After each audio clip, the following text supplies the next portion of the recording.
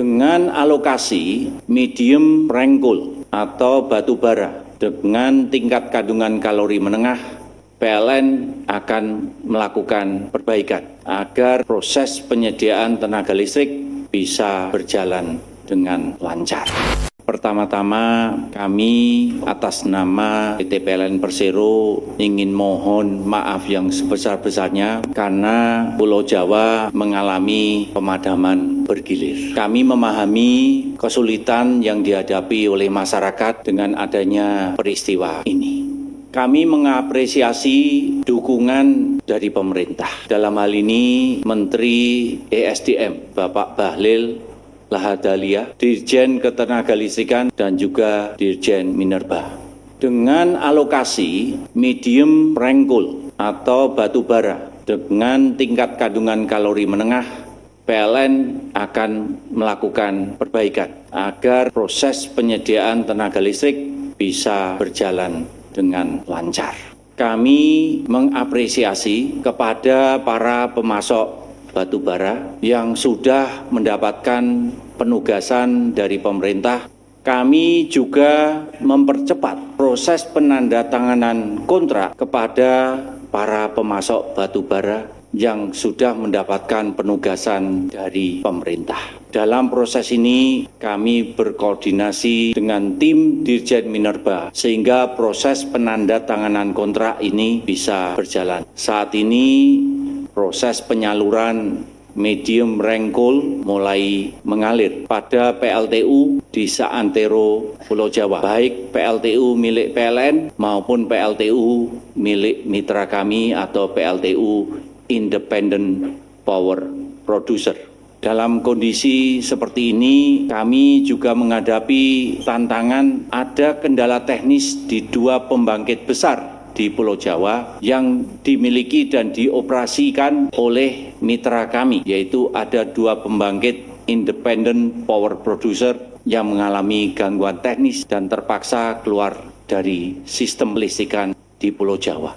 Untuk itu kami mengerahkan tim PLN bersama-sama dengan tim mitra kami agar perbaikan dua PLTU besar ini bisa berjalan dengan cepat. Untuk itu, sekali lagi kami mohon maaf sebesar-besarnya atas adanya gangguan mengakibatkan pemadaman bergilir di Pulau Jawa. Kami bekerja all out siang dan malam agar semua gangguan ini bisa segera terselesaikan. Wassalamualaikum warahmatullahi wabarakatuh.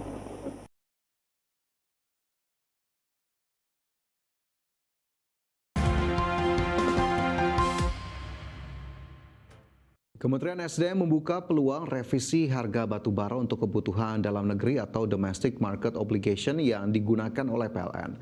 Wacana tersebut muncul seiring meningkatnya biaya operasional penambangan batu bara yang saat ini mencapai sekitar 8 hingga 12%, sehingga dinilai semakin membebani pelaku usaha tambang. Menteri Energi dan Sumber Daya Mineral Bahlil Lahadalia membuka peluang revisi harga batu bara untuk kebutuhan dalam negeri atau domestic market obligation yang digunakan oleh pembangkit listrik PLN.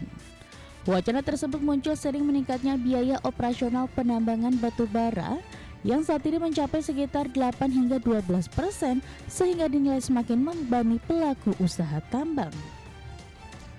Bahlil menyebut bahwa pemerintah perlu menjaga keseimbangan antara kepentingan PLN sebagai pembeli dan perusahaan tambang sebagai pemasok.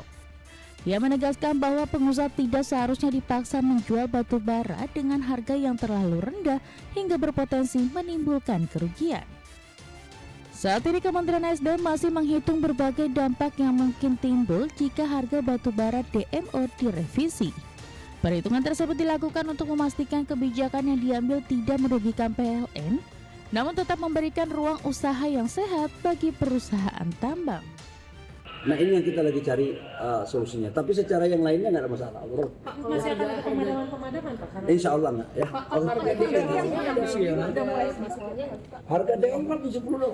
akan ada masalahnya untuk karena kan Bapak waktu di DPR ada sebut itu. Oh iya, untuk medium ini kan SR-nya sudah dari 8 sampai 12%. Kos produksinya kan udah tinggi. Jadi kita juga harus membijaksanai agar teman-teman pengusaha juga jangan juga dibeli dengan harga yang sangat murah. Kalau beli harganya rugi, nggak mungkin juga. Karena pengusaha juga kan harus jaga agar mereka tidak rugi. Lagi kita menghitung plus minus agar PLN-nya juga tidak dirugikan dan pengusahanya juga tidak dirugikan.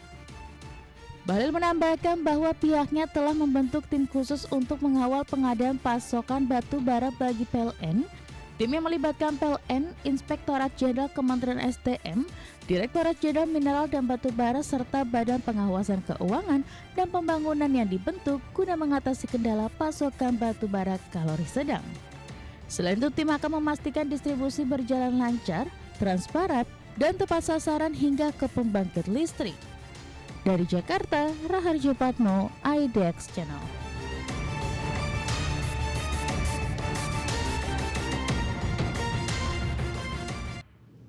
Kembali bersama kami di Prime Market Highlights, pemirsa, pemerintah Indonesia menyambut baik kesepakatan damai antara Amerika Serikat dan Iran.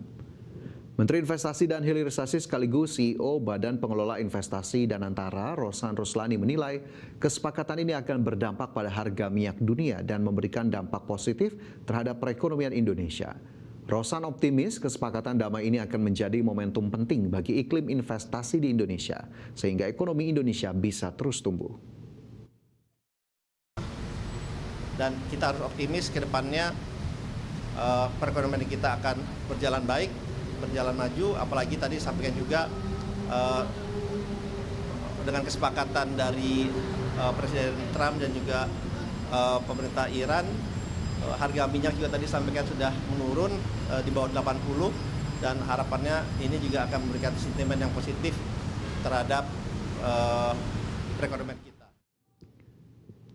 Bank Indonesia menilai ketidakpastian ekonomi global masih akan berlanjut meskipun Amerika Serikat dan Iran telah mencapai kesepakatan sementara terkait penyelesaian konflik di Timur Tengah.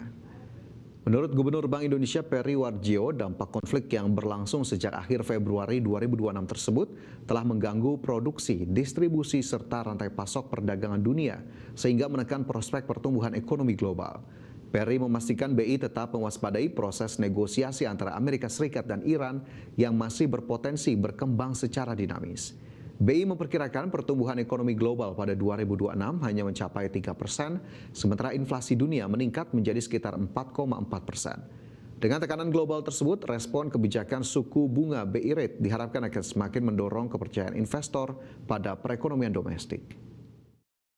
Pertama, tentu saja respon kebijakan yang terus kita perkuat dari Bank Indonesia. Kedua, sinergitas dengan pemerintah yang semakin kuat. Tentu saja gejolak global yang meskipun masih sangat dinamis telah sedikit mereda dan insya Allah dengan berbagai langkah ini dan nilai tukar kita akan bergerak semakin kuat, semakin stabil mengarah kepada fundamental. Dan ini tentu saja akan terus kita lakukan karena dinamika global itu masih tidak pasti, kita masih terus waspada, terus kita perkuat langkah-langkah. Termasuk yang hari ini kita umumkan, BI rate naik 20. Pemerintah mendorong penguatan peran Bank Himbara dalam penerapan sistem ekspor satu pintu untuk komoditas SDA. Langkah tersebut diharapkan membuat Himbara memiliki peran besar dalam mendukung pertumbuhan ekonomi nasional. Pemerintah mendorong penguatan peran Bank Himbara dalam mendukung kebijakan ekonomi nasional melalui berbagai kebijakan. Salah satunya melalui penerapan sistem ekspor satu pintu untuk komoditas SDA dan pengelolaan devisa hasil ekspor. Menurut Menko Bidang Perekonomian Erlangga Hartarto, kebijakan ekspor satu pintu dan penyaluran devisa hasil ekspor melalui Bank Plat Merah tersebut membuat Himbara memiliki peran besar dalam mendukung pertumbuhan ekonomi. Kebijakan yang diambil pemerintah, terutama tentunya harapan beliau dengan adanya kebijakan misalnya ekspor satu pintu, kemudian devisa hasil ekspor yang seluruhnya melalui Himbara, maka Himbara mempunyai peran yang besar untuk mendorong perekonomian nasional. Pemerintah berharap Himbara dapat menjalankan perannya secara optimal sebagai agen pembangunan dalam mendukung pelaksanaan program pemerintah. Jakarta, John Cahyani, Damar Rizky Yulianto, IDX Channel.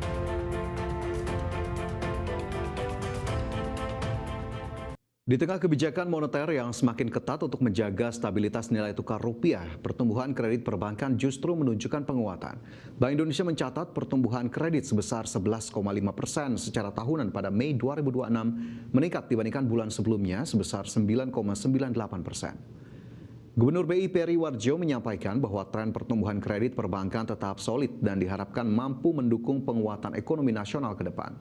Berdasarkan jenis penggunaan, kredit investasi menjadi pendorong utama dengan pertumbuhan tertinggi mencapai 21,95%. Bank Indonesia memperkirakan pertumbuhan kredit sepanjang 2026 tetap terjaga pada kisaran 8 hingga 12%. Pertumbuhan kredit perbankan tetap kuat untuk mendukung pertumbuhan ekonomi lebih lanjut.